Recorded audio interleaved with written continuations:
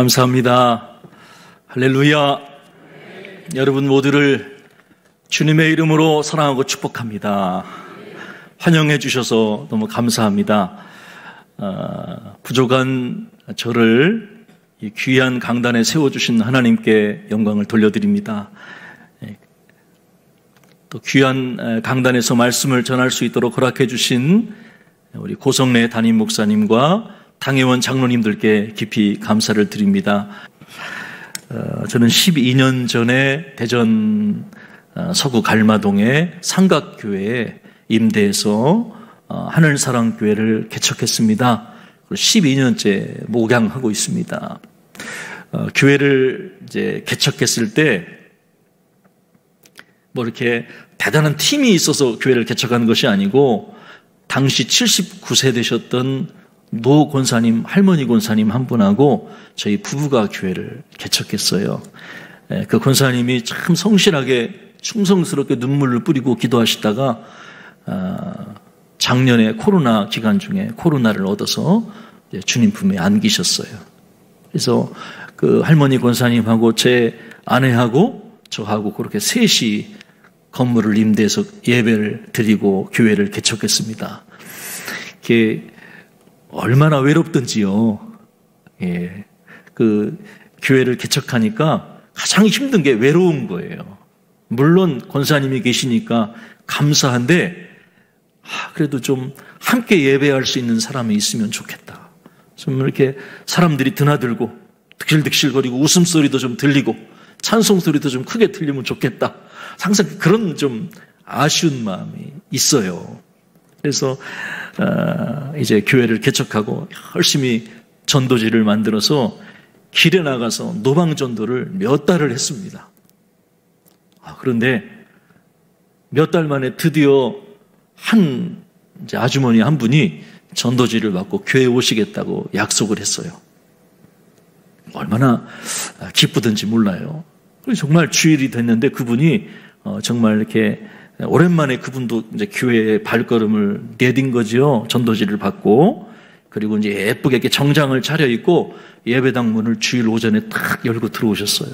여러분, 이렇게 성도가 제 아내하고 권사님 한 분 계신데 성도가 한 분 들어오니까 얼마나 막 제 가슴이 두근반 합이 몇 근일까요? 얼마나 막 두근거리는지 몰라요. 야, 드디어 한 분이 오는구나. 근데 그건 제 마음이었어요. 그분은 문을 열고 딱 들어왔는데 이렇게 조그마한 아담한 예배당에 허술한 예배당이지요. 이렇게 예배당을 쫙 이렇게 훑어보시더니 좀 실망을 하신 것 같아요. 그랬더니 이렇게 자리에 딱 앉으시더니 예배 끝날 때까지 한 번도 저에게 눈길을 안 주시더라고요. 고개를 푹 숙이고 어쩔 줄 몰라서 안절부절 못 하시는 게 제가 이렇게 보여요.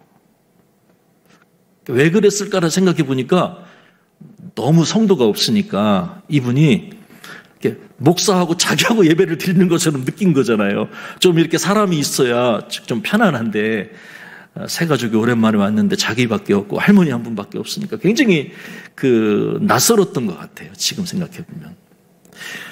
아니나 다를까 축도가 맞춰지고 제가 그분한테 인사라도 좀 해야 되겠다. 그랬더니 이분이 뒤도 안 돌아보고 막 불이 나게 예배당 바깥으로 누가 쫓아가는 것도 아닌데 막 도망을 가시더라고요.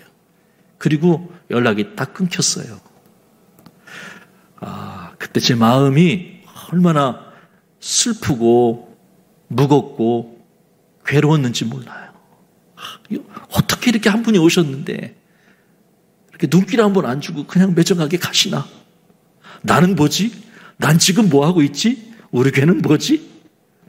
교회를 개척해서 성도가 없는 것은 제 입장에서는 당연한 일이고 참 마음이 무거웠어요. 그래서 눈물이 나고 이렇게 기도할 때 금요기도회 때 기도할 때 하나님한테 그런 기도를 했어요. 하나님 사람 보내주세요. 그런데 그냥 기도한 게 아니라 장의자의 수건들을 쭉 걸어놨습니다. 수건들을 걸어놓고 수건 위마다 한 장 한 장 손을 얹고 안수기도 하면서 하나님 이 수건이 걸린 자리에 하나님 사람 보내주세요.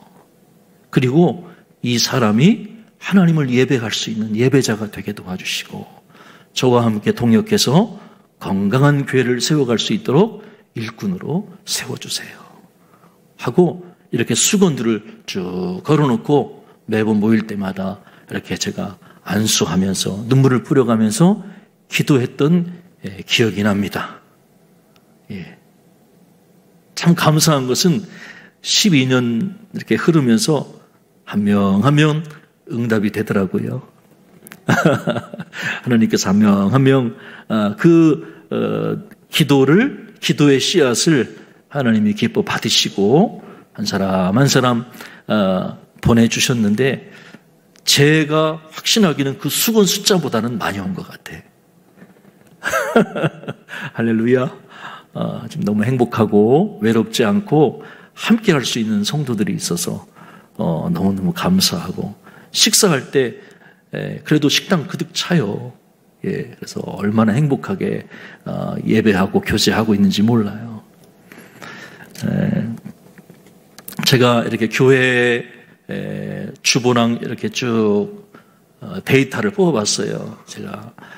우리 교회가 제가 몇 번 전도했나? 노방 전도.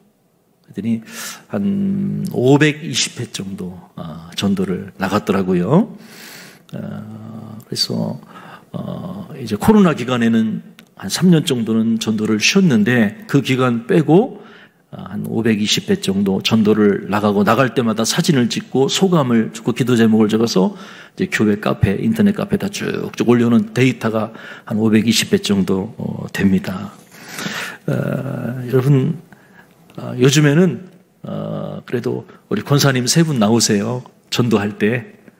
전도할 때 같이 나와서 몸이 불편하시니까 셋 다 나올 때도 있고 둘 나올 때도 있고 나와서 목요일마다 교회 주변의 아파트 단지에서 저랑 함께 목요일마다 1시간 반 정도 이렇게 전도지 나누면서 전도하고 있습니다. 그래서 함께 전도할 수 있는 동역자를 보내주시니까 얼마나 힘이 되는지 몰라요. 우리가 전도라고 하는 것이 주님이 우리에게 주신 준엄한 명령인 것을 우리 다 알고 있잖아요. 여러분 다 알고 계시죠?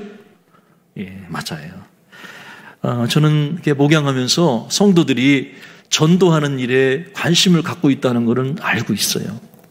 그런데 가만히 보니까 성도들이 어떻게 전도해야 될지, 또 누구에게 전도해야 될지 그거를 알지 못하는 것 같아요. 그래서 막상 우리 전도합시다 하면 이렇게 막연한 부담감을 가지고 이제 전도하지 못하는 자기에 대해서 좀 자책을 하거나 아니면 이거는 내가 해야 될 일이 아니야. 교회 열심히 다니는 사람들이 해야 돼. 이렇게 생각하시는 경향이 있는 것 같아요. 그래서 제가 목회자로서 갖는 고민은 그런 거예요. 어떻게 하면 우리 교회 성도들이 행복한 전도자로 살아갈 수 있도록 도울까 하는 거예요. 전도하고 싶어하는 성도들이에요. 왜냐하면 주님을 사랑하기 때문이지요. 그래서 주님을 사랑하기 때문에 어떻게 전도할 것인가를 고민하는데 제가 그거를 목회자로서 돕고 싶은 거예요. 어떻게 하면 저분들이 잘 전도하고 그 보람과 열매를 느낄 수 있을까 고민하고 있는 거죠. 한동안 저도 답을 찾지 못하다가 몇 해 전에 저희 교회에서 저희 교단에 교회진흥원이라고 하는 기관이 있습니다. 교회진흥원에서 저희 교회를 파송해서 넉 주 동안, 한 달 동안 전도 훈련을 했어요. 근데 제가 그 강의를 꼼꼼히 들으면서 이거구나. 내가 이렇게 하면 성도들을 도울 수 있겠구나 하는 제 나름대로의 하는 해답을 얻게 된 거죠. 그래서 이 교회진흥원에서 하는 얘기는 그런 거예요. 예수님의 전도법이 뭔지에 대해서 한번 주목을 해보라는 거죠. 여러분, 예수님은 우리의 주와 선생이 되십니다. 우리의 주와 선생이 되신 예수님께 가서 물어봐야 되겠지요. 만약에 주님께서 지금 이 강단에 서서 여러분에게 전도 훈련을 시키신다면 예수님 어떻게 전도 훈련하실까요? 예수님의 전도 훈련 방법은 뭘까요? 예수님이 너희는 내게 와서 배우라라고 말씀하셨어요. 예수님의 전도 방법에 대해서 살펴보자는 거지요. 예수님의 전도훈련 원리가 성경에 나온 것이 어딜까요? 누가복음 10장입니다. 여러분과 제가 지금 방금 전에 읽은 본문이에요. 거기 보면은 예수님께서 70명의 전도대원들을 파송하시고 훈련하셨던 내용이 기록이 되어 있습니다. 그 후에 주께서 따로 70인을 세우사 친히 가시려는 각 동네와 각 지역으로 둘씩 앞서 보내시며 1절이지요. 예수님은 70명의 전도대를 전도 현장에 파송하셨습니다. 그런데 혼자 보내지 아니하시고 둘씩 짝지어서 70명을 보냈어요. 몇 팀일까요? 계산 빠르신 분들 35팀을 보내신 거죠. 왜 주님께서 둘씩 짝지어서 보냈을까요? 우리가 첫 번째 예수님에게 배우는 전도의 원리는 함께 나가라는 거예요. 자, 우리 한번 따라해 봅시다. 함께 나가라. 예, 함께 나가라는 거예요. 함께 전도하라. 함께 나가라. 교회를 개척하고 한 2년 동안, 만 2년 동안 저는 일주일에 한 서너 번씩 혼자 전도하러 나갔어요. 왜 혼자 나갔을까요?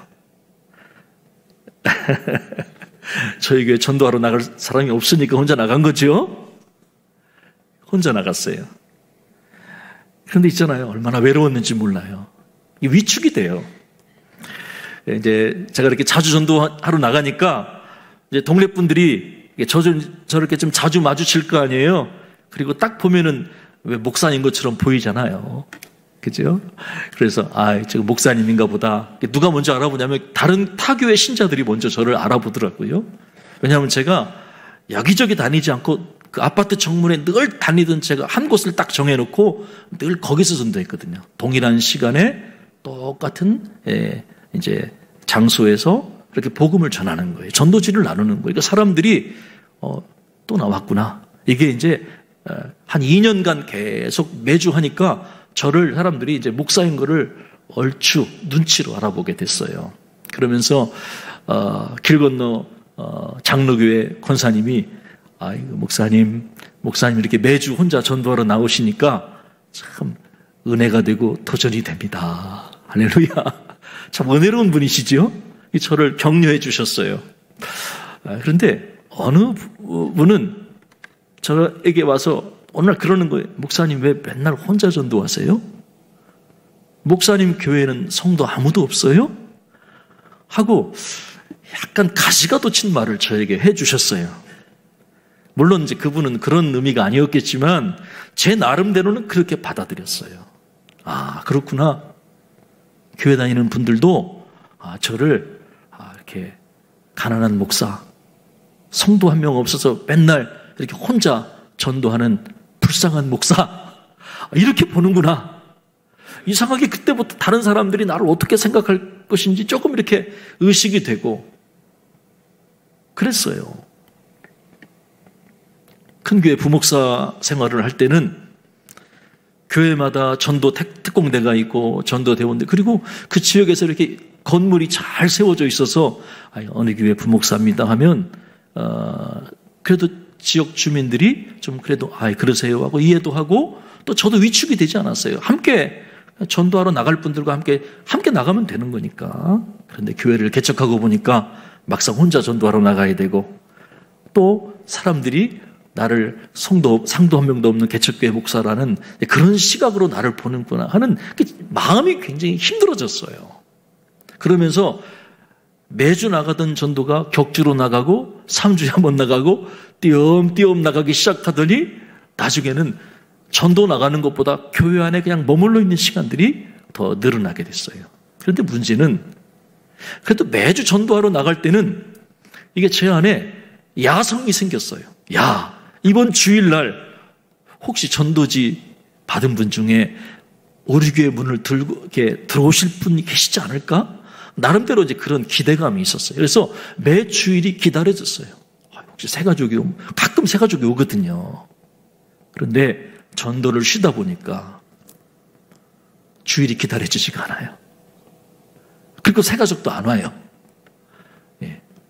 그런데 정작 문제는 한 번 전도 나가는 거를 쉬고 장기간 한 2년 이제 조금 좀 침체가 되다 보니까 다음에 전도하러 나가기가 너무너무 힘들었다고 하는 거예요. 큰 계기가 있지 않으면 전도하러 나갈 그게 용기가 생기지 않는 거예요. 그러다가 2015년 가을에 제가 속한 지방의 개척교회, 작은 교회 목사님, 사모님들이 품앗이 전도대가 결성이 됐어요.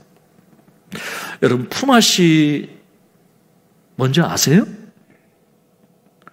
뭐지요? 품앗이가? 뭔가 다 아시는 것 같아.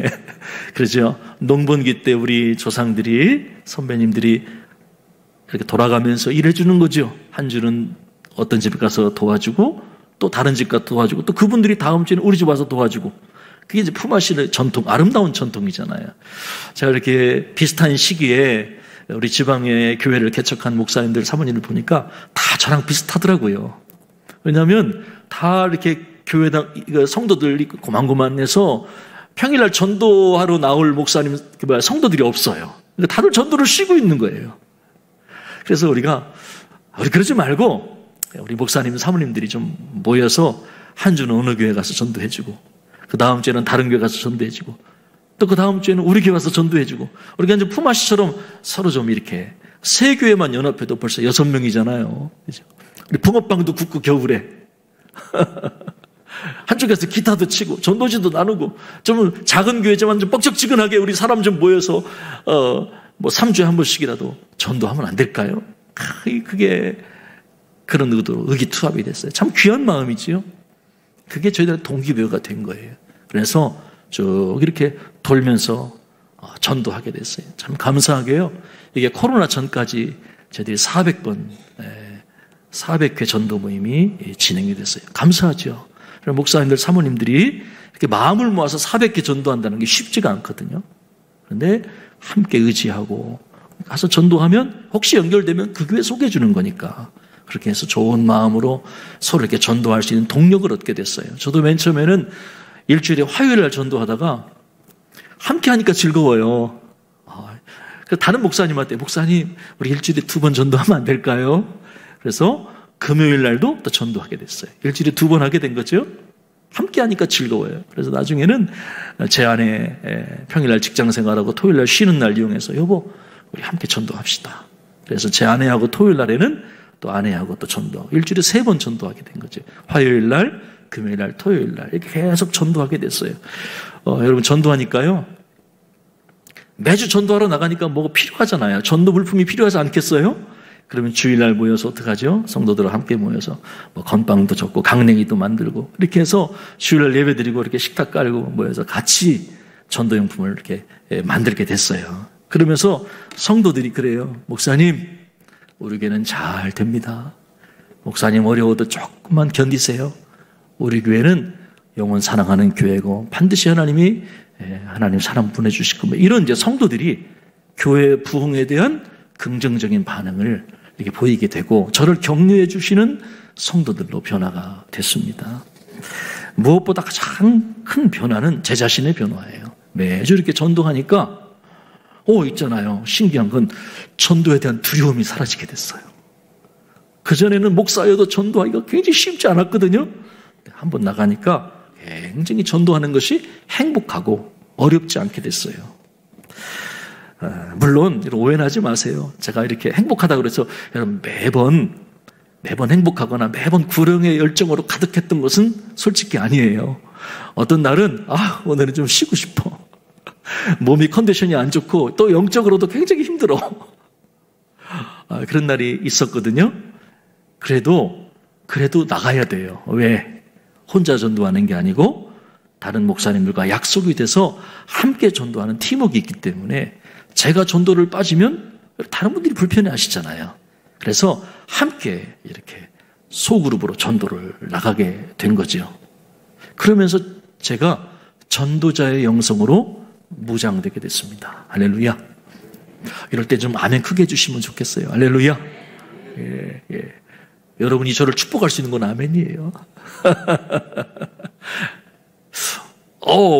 전도자 영성이라고 하니까 어느 분이 김 목사님이 전도하면서 엘리야처럼 기도하니까 하늘에서 불이 떨어졌나요? 그렇게 오해하시는 분이 계시는 것 같은데 불은 안 떨어졌는데 제가 생각하는 전도자의 영성은 순종의 영성이에요. 순종의 영성. 때로는 인간이지라 목사여도 피곤하고 나가기 싫고 그런 때가 솔직히 있어요.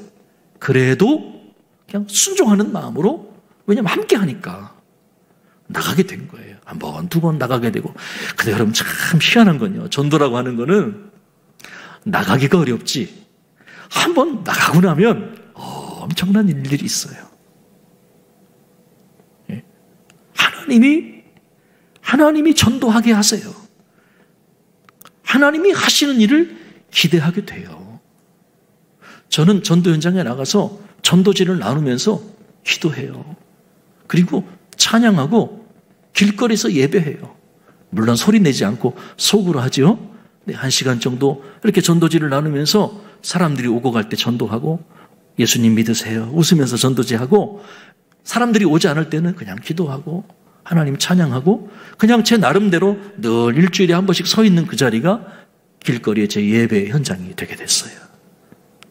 얼마나 감사한지 몰라요. 여러분 기억하세요. 전도자의 영성은 순종의 영성이에요. 우리가 순종할 때 하나님이 역사하세요.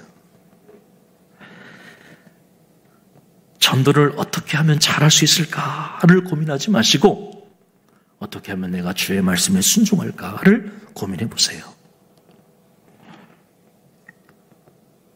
나가면 길이 보이고 방법이 생겨요.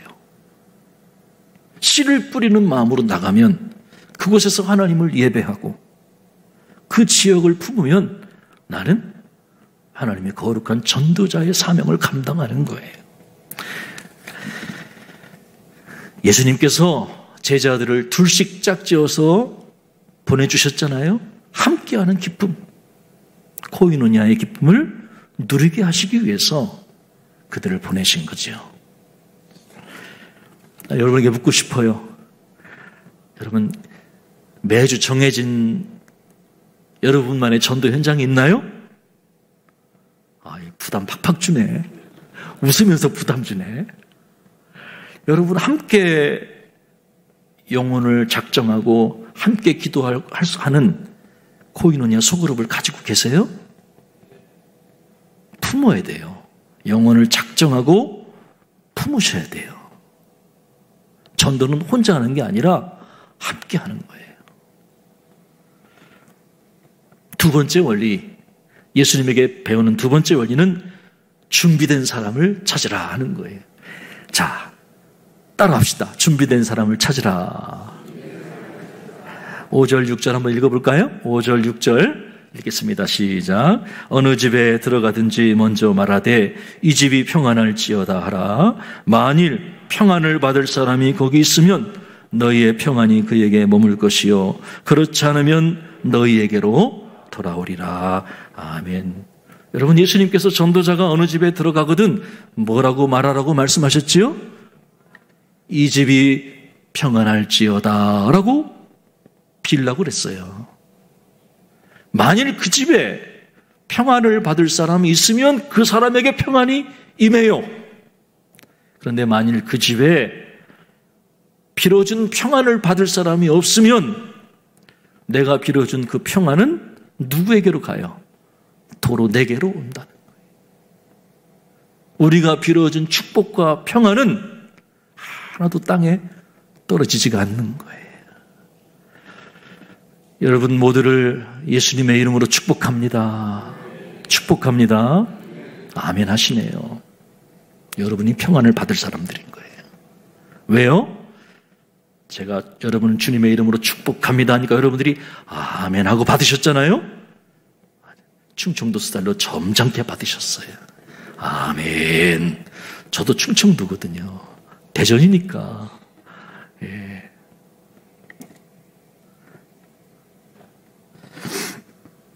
여러분이 평안을 받을 사람인 거예요. 제가 축복할 때 여러분이 받은 거니까 저의 축복에 귀 기울이고 관심을 기울이고 그거를 받기를 원하는 사람이 여러분이었던 거예요. 이런 사람을 가리켜, 이 평안을 받을 사람을 가리켜서 다른 말로 준비된 사람이라고 그래요. 뭐가 준비됐다는 거죠? 복음을 받아들일 마음에 준비가 된 사람이라는 거예요. 자, 이 준비된 사람은 누굴까요? 제가 빌어준 평안에 호의적으로 반응하는 사람. 그리고 제가 평안을 빌어줬을 때 어서 오세요, 어서 오세요 하고 자기 집에 초청하는 사람. 심지어 자기가 추수되기를 기다리는 사람. 이 사람이 바로 준비된 사람, 다른 말로 평안을 받을 사람이에요. 이런 사람이 있을까요, 없을까요? 당연히 있습니다. 당연히 있어요. 왜? 예수님 뭐라고 말씀하셨어요? 추수할 것은 많되 일꾼이 적다 말씀하셨어요. 일꾼은 많되 추수할 것이 적다가 아니라 추수할 것은 많되 일꾼이 적다고 말씀하셨어요. 추수할 이 영혼들은 많이 있어요. 준비된 사람이 널려 있다는 거예요. 그런 사람을 추수할 일꾼이 필요한 거죠. 중요한 것은 그래서 우리가 준비된 사람을 찾는 거예요. 준비된 사람을 찾는 거예요. 왜 우리가 준비된 사람을 찾는 것이 중요하냐면 잘 들어보세요. 거절을 당했을 때 마음에 상처받지 않기 위해서예요. 저 그런 두려움 가지고 있거든요. 인사를 했는데 제 인사를 안 받아줘요. 상처. 자존심 상해. 그죠? 내가 어느 집에 들어가서 안녕하세요 했는데 받지는 않아. 심지어는 전도지를 이렇게 나누면 막 째려보거나 혐오를 해. 상처를 받아. 에이, 앞으로 전도하러 안 나가야지. 자존심 상해. 여러분, 그것이 아니라 상처받지 않기 위해서 우리는 준비된 사람을 찾아야 되는 거죠. 여러분, 생각을 바꾸셔야 돼요. 얼마나 많은 사람을 만나느냐가 목표가 아니라 준비된 사람을 찾느냐 못 찾느냐에 관심을 기울이셔야 된다는 거죠. 그러면 어떻게 준비된 사람을 찾을 수 있을까요? 여러분, 예수님의 전도 방법이 어려울까요? 쉬울까요? 이미 제 질문 속에 대답이 들어있죠? 예수님의 방법은 아주 쉬워요. 그게 뭐냐? 인사하는 거예요. 인사하는 거. 준비된 사람은 누구라고 그랬죠? 이 집이 평안할지어다 하면 받는 사람이 됐잖아요. 우리의 인사를 받아주는 사람이 준비된 사람이에요. 예수님은 전도자들이 어느 집에 들어가든지 먼저 이 집이 평안할지어다 라고 이렇게 복을 빌어 주라고 그랬어요. 이 집이 평안할지어다. 이게 뭐 히브리어로 샬롬 아니겠어요? 샬롬. 우리나라 말로 뭐죠? 안녕하세요 하는 거예요. 제가 인도네시아를 한 3번 갔다 왔는데 인도네시아에서는 뚜안 머무르 까띠 그래요. 뚜안 머무르 까띠. 주님이 당신을 축복하십니다. God bless you. 이 인도네시아 분들이요, 아멘, 아멘 하고 얼마나 좋아하는지 몰라요. 예. 여러분, 우리의 입술의 권세로 축복해 주는 거잖아요. 인사하는 거예요. 한국 사람들이 참 어려워요. 저도 어렵습니다. 유교권에서 자라서 이게 처음 보는 사람한테 인사하기가 쉽지가 않아요. 저희 집이 아파트 11층입니다. 이게 엘리베이터를 타고 11층까지 올라가는데 가끔 이렇게 쭉 같은 라인에 사는 사람은 대부분 얼굴을 알잖아요. 인사도 하죠. 그런데 가끔 낯선 사람이 이렇게 우리가 이용하는 그 라인에 엘리베이터를 탈 때가 있어요. 그러면 11층까지 쭉 올라가는데요, 그 밀폐된 공간 안에서 이렇게 낯선 사람과 있는 게 엄청 불편해요. 공기가 어색해요. 그래서 공기를 깨고 안녕하세요, 처음 뵙겠습니다, 여러분 이렇게 인사를 하는 게 굉장히 불편해요. 그때 여러분 시간 때우기 제일 좋은 게 뭘까요? 스마트폰 꺼내는 거예요. 한화 이글스 5승 했는데, 야, 5연승 했는데, 한화 이글스 이겼나, 졌나. 또 여자분들 같은 연예인 어떻게 됐나, 뭐 그런 거. 이렇게 보면 쭉 올라가면서 시간이 잘 지나죠. 그래서, 우리가, 준비된 사람을 찾기 위해서는 호의적으로 인사할 수 있는, 연습을 한번 해볼까요? 예. 여기는 할 수 있을까 모르겠네요. 다른 데는 잘하던데. 자, 우리 앞뒤 저에 계신 분하고 이렇게 마주보면서, 자, 윗니를 8개 이상 이렇게 보이면서, 이게 중요해요. 윗니를 8개 이상, 저 보지 마시고 양옆에 보시면서, 윗니를 8개 이상 보이면서 한번 인사를 해봅시다. 여기 부여는 얼마나 잘하나 한번 보겠습니다. 한번 대전은 잘했는데 여기는 어떤지 한번 8개 이상 보이면서, 자, 인사하는 거예요. 그냥 부담 갖지 마세요. 인사하는 거예요. 예, 안녕하세요. 또 만나서 반갑습니다. 한 번 더 좋은 하루 되세요. 예, 제가 생각한 것보다 더 잘하시네요. 반대편하고. 지금 한 사람 말고 반대편하고. 하세요. 이거 훈련이니까 하셔야 돼요. 훈련이니까 다시 한번 하세요. 좀 웃으세요. 여러분, 부담돼. 안녕하세요. 만나서 반갑습니다. 좋은 하루 되세요.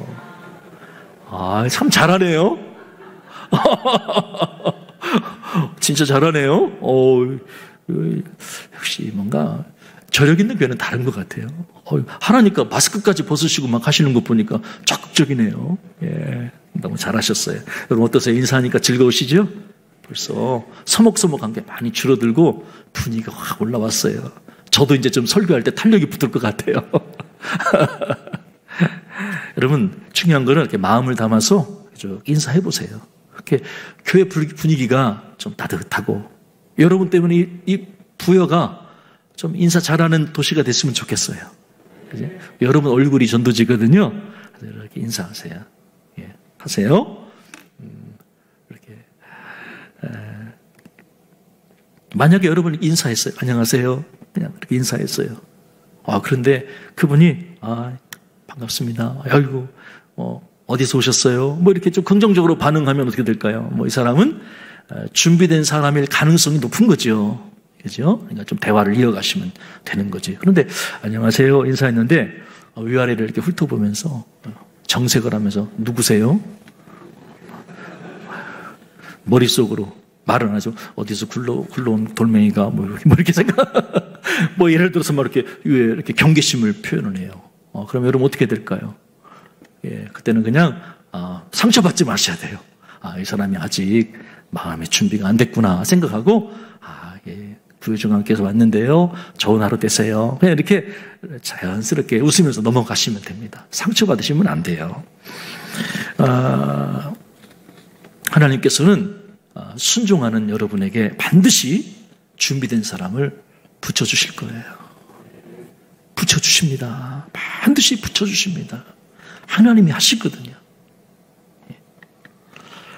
여러분이 기도하면서 순종하는 마음으로 준비된 사람을 찾아가면 하나님께서 준비된 사람을 붙여주실 거예요. 자, 이제 지금부터 원리는 좀 간단하게 이제 진행할게요. 세 번째 원리는 준비된 사람과 더 깊은 관계를 맺어가라 하는 거예요. 한번 따라해 봅시다. 더 깊은 관계를 맺으라. 여러분이 만약에 여러분 인사를 잘 받아주는 준비된 사람을 찾았다면 여러분 다른 곳에 가지 말고 그곳에 머물면서 함께 교제하셔야 돼요. 시간 나누시고. 성경 보면 함께 음식을 먹으라 그랬거든요. 함께 코이노냐 교제를 나눠가라는 거죠. 예. 그러면서 또 깊은 관계로 들어가야 된다는 거죠. 들어줘야 돼요. 이렇게 자꾸 들어주고 대화하다 보면은 이렇게 내가 도울 수 있는 부분이 있어요. 접촉점이 딱 있어요. 그런 부분들을 찾아가면 되는 거죠. 네 번째 원리는 병자들을 고쳐줘라 하는 거예요. 따라해 봅시다. 병자들을 고쳐줘라. 예수님의 이름에 능력이 있습니다. 예수님의 이름에 능력이 있기 때문에 우리는 그 예수님의 이름으로 병자들을 위해 기도해 줘야 돼요. 그때 주님께서 그들의 병든 몸을 고쳐주시고 영혼을 치료하시고 특별히 이렇게 여러 가지 어려운 환경 속에서, 재앙적인 환경 속에서 우리가 그를 도와줄 때, 전심으로 도와줄 때 그의 마음이 열리게 될 것이죠. 다섯 번째 원리는 하나님 나라를 전파하라 하는 것입니다. 따라합시다. 하나님 나라를 전파하라. 우리가 죄를 회개하고 예수님을 믿으면 우리 마음에 하나님의 나라가 임합니다. 하나님의 평안이 임하고요, 하나님의 능력이 임하고 하늘의 기쁨이 임합니다. 예? 죽어서만 가는 나라가 아니라 이 땅 가운데 하나님의 나라를 다스리시는 삶을 살게 돼요. 주님과 동행하는 삶의 시작이 되는 거예요. 그래서 하나님의 나라를 여러분이 전파하셔야 돼요. 목사님 너무 어렵네요. 하나님 나라를 어떻게 전파해요? 예, 너무 어렵게 생각하지 마세요. 간단한 팁을 알려드릴게요. 그건 뭐냐면 여러분의 짧은 간증을 나누라는 거예요. 이거를 마이 스토리라고 합니다. 한번 따라해볼까요? 마이 스토리. 이거는 다른 사람 얘기가 아니고 여러분만의 얘기예요. 여러분만의 얘기.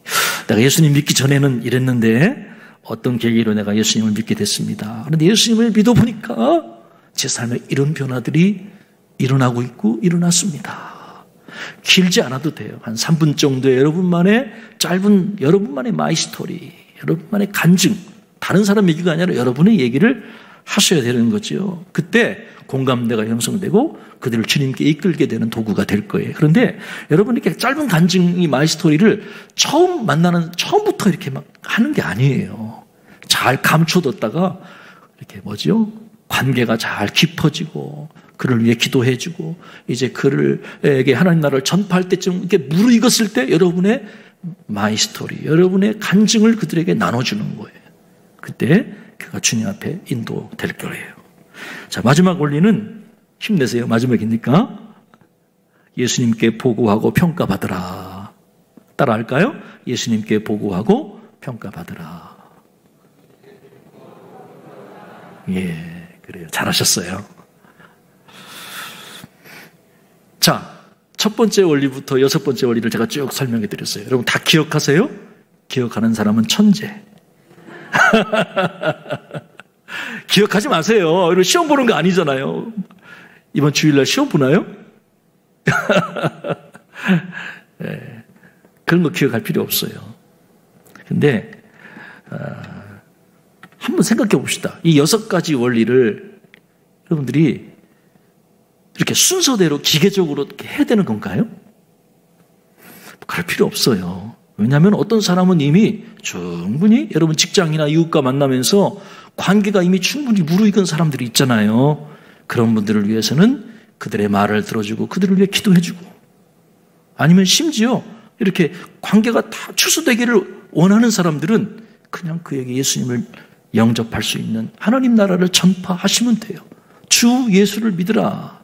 그래야만 너와 내 집이 구원을 받으리라 말씀하셨잖아요.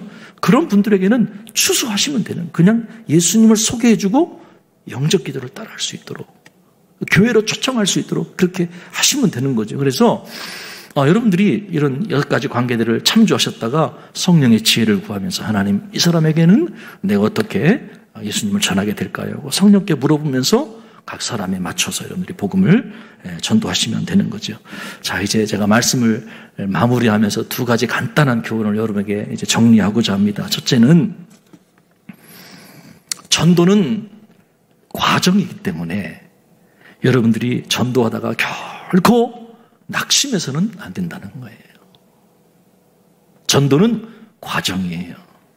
첫 번째 원리부터 6번째 원리를 쭉 배웠죠? 예. 뭘 느끼죠?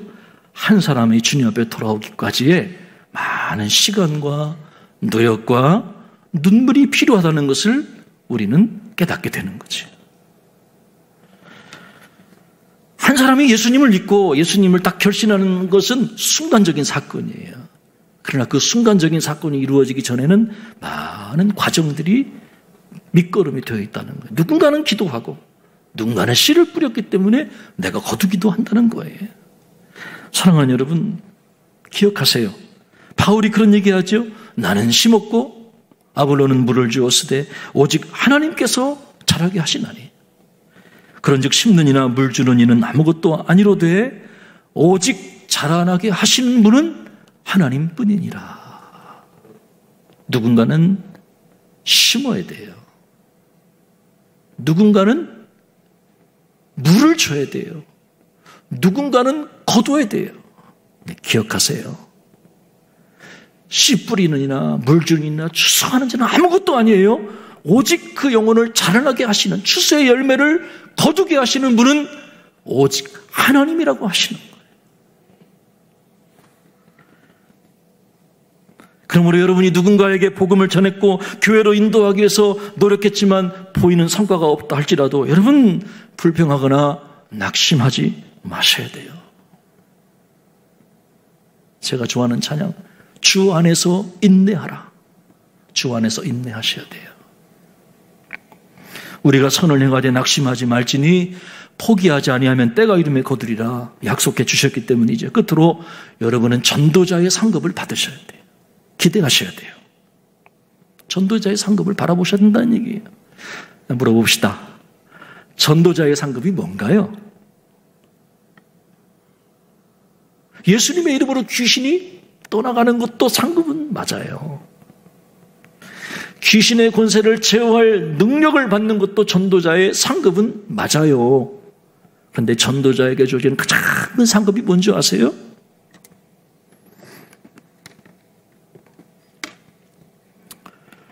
(20절에) 그러나 귀신들이 너희에게 항복하는 것으로 기뻐하지 말고 너희 이름이 하늘에 기록된 것으로 기뻐하라. 여러분, 전도자의 가장 큰 상급은 귀신이 떠나가는 것도 아니고 원수의 능력을 제어할 능력을 받는 것도 아니에요. 여러분, 전도자에게 주어진 가장 큰 상급은 여러분의 이름이 하늘의 생명책에 기록되는 거예요. 하나님은 전도자를 기뻐 받으시는 거예요. 상급과 열매도 중요하지만 하나님이 받으시는 것은, 기뻐 받으시는 것은 전도자라고 하는 거예요.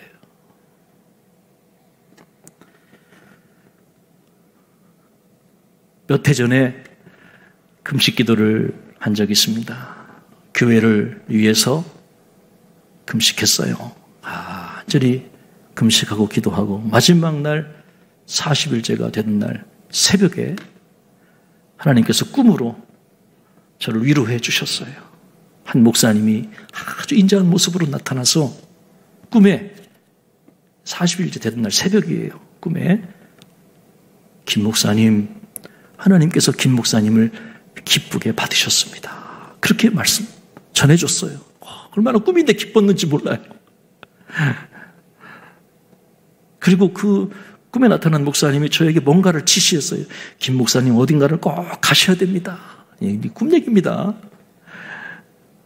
그래서 제가 그 지시의 말씀에 꿈에 순종하기 위해서 난생 처음 가는 버스를 2번 갈아타고 어디 산과 들과 골짜기가 있는 낯선 땅에 가는 어딘가를 막 꿈에 갔어요. 한참을 갔어요. 그리고 도착해서 이렇게 보니까 산자락이 있고 어떤 남자 목사님들이 그래서 막 산기도를 하고 있는 거예요. 열심히 부르짖으며 산기도를 하고 있는 거예요. 근데 저에게 그 말씀하셨던 그 목사님이 꿈에 나타나서 김 목사님 여기 꼭 오셔야 됩니다. 여기 꼭 오셔야 됩니다. 하고 깼어요. 그래서 제가 너무 기뻤어요. 하나님이 나를 기쁘게 받으셨구나. 예. 그런데 나보고 어디 가라고 그랬는데 이건 뭘까? 참 신기한 건요. 그게 2017년도거든요. 한 2달 있다가 바나바 훈련원 김정우 원장님한테 연락이 왔어요. 김 목사님, 바나바 훈련원에서 이렇게 훈련이 있는데, 목회자들 훈련이 있는데 김 목사님을 초청하고 싶습니다. 그래서 제가 못 모르고 따라갔어요. 그래서 둘째 날 저녁을 맛있게 대접해줘서 맛있게 먹고 이제 뭐 하나 프로그램을 봤더니 옷을 따뜻하게 입고, 10월달이었거든요. 옷을 따뜻하게 입고 어디로 가자는 거예요. 그래서 이게 어디로 가는가 했더니 산기도를 가자는 거예요. 그래서 아이고 이거 참 무시무시하구나, 잘못 왔구나. 이제 딱 산기도를 갔습니다. 바나바 훈련은 저 위에 기도터가 있어요. 한참을 기도하다가 또 제가 또 제 취미가 기도하다 눈 떠보는 거 아닙니까? 그래서 기도하다가 눈을 싹 떠봤어요. 눈을 딱 떴는데 이게 웬걸? 막 기도하는 그 산자락 막 기도하는 분들 막 이러면 이제 딱 모습이 딱 보이는데, 이거 많이 보는 건데, 옷을 많이 봤는데. 어디서 봤을까요? 내가 좋은 거 처음 가본 땅이거든요. 꿈에 본 그 모습이에요. 내가 꿈에 본 모습이 여긴데. 근데 그때 딱 필이 딱 오더라고요. 하나님이 나를 바나바 훈련해서 훈련받게 하시기를 원하는구나. 그래서 2017년 10월 달에 그렇게 코가 껴가지고 2018년 1월 달 사역자 영성 훈련을 참 받았어요. 그리고 감사한 거는 그게 아직까지 쭉 연결되면서 오늘 여러분하고 제가 이렇게 만나게 된 겁니다. 그래서 참 하나님이요, 참 기가 막히게 인도해 주세요. 여러분 기억하세요. 하나님은 전도자를 기뻐 받으시고 전도자의 삶을 인도하십니다. 가장 귀한 것은 하나님을 기쁘게 해드리는 삶이어야 된다는 거예요. 책을 읽었는데 우리 1900년 초에 어떻게 전도 훈련을 시켰는지 정진경 목사님 글이 나와요. 새가족이 교회 옵니다. 목사님이 새가족한테 이렇게 얘기해요. 잘 들어보세요. 성도님, 예수님을 사랑하십니까? 성도가 당황하겠죠? 새가족인데 예, 사랑합니다 하고 얘기하겠죠? 그때 목사가 새가족한테 이런 얘기해요. 어떻게 사랑하십니까? 어휴, 새가족이 대답을 못하고 이렇게 한동안 말을 못 잇고 있어요. 그때 목사님이 새가족에게 이런 얘기합니다. 성도님, 예수님을 사랑한다면 예수님을 사랑하는 증거를 보이세요. 예수님을 모르는 사람에게 가셔서 예수님의 사랑을 전하세요. 그리고 그것을 예수님을 사랑하는 증거로 삼으셔야 됩니다. 하고 새가족에게 전도훈련을 시킨 얘기가 그 순간이라는 성결체험이 우리 교단 책에 나옵니다. 네, 오늘 물어볼게요. 웃으면서 엄청 부담 주네 오늘. 여러분 예수님 사랑하세요? 어떻게 사랑하세요? 여러분이 예수님을 사랑한다면 예수님을 사랑하는 증거를 보여주세요. 예수님을 모르는 사람에게 가셔서 여러분 예수님을 사랑을 전하세요. 그래서 여러분이 예수님을 사랑하는 증거를 보이시기 바랍니다. 왜 아멘들이 적으세요? 초창기 무리배 선배들이 테크닉을 가르친 게 아니에요. 프로그램을 가르친 게 아니에요. 그 마음 안에 예수님을 사랑하는 마음이 있는지를 확인하고 예수님을 사랑한다면 가서 전해서 증거를 보이라고 하는 전도훈련 방법을, 이거를 신앙고백적 전도훈련 방법이에요. 1900년대 초에 엄청난 열매를 맺게 된 거죠. 신촌교회에 올라오셨던 정진경 목사님의 증언에 의하면 그 당시에 성도들은 이웃사랑의 삶으로 실천해서 일제시대에 수탈당하고 가난 속에서 살던 우리 한국민들한테 소망을 주고 위로를 줬대요. 삶으로 실천해서. 그래서 많은 분들이 교회를 찾아와서 오히려 경제적으로 어렵고 다 수탈당해서 가진 것이 없지만 오히려 그들이 자발적으로 주님을 위해서 헌금하고 헌신해서 교회는 아름답게 세워져가는 은혜를 경험하게 됐다는 기록을 봤습니다. 이제 말씀 막 맺고 싶어요. 여러분 주님을 사랑하신다면 많은 분들에게 예수님을 사랑을 전하십시오. 그럼 행복해질 거예요. 하나님은 여러분을 받으시는 거예요. 복음을 전하는 여러분들을 받으시는 거예요. 전도자를 받으시는 겁니다. 여러분의 삶이 하나님이 기뻐 받으시는 거룩한 기쁨 열매되어지기를 주의 이름으로 축복합니다. 우리 찬양 하나 하고 기도하고 마치겠습니다. 나주님의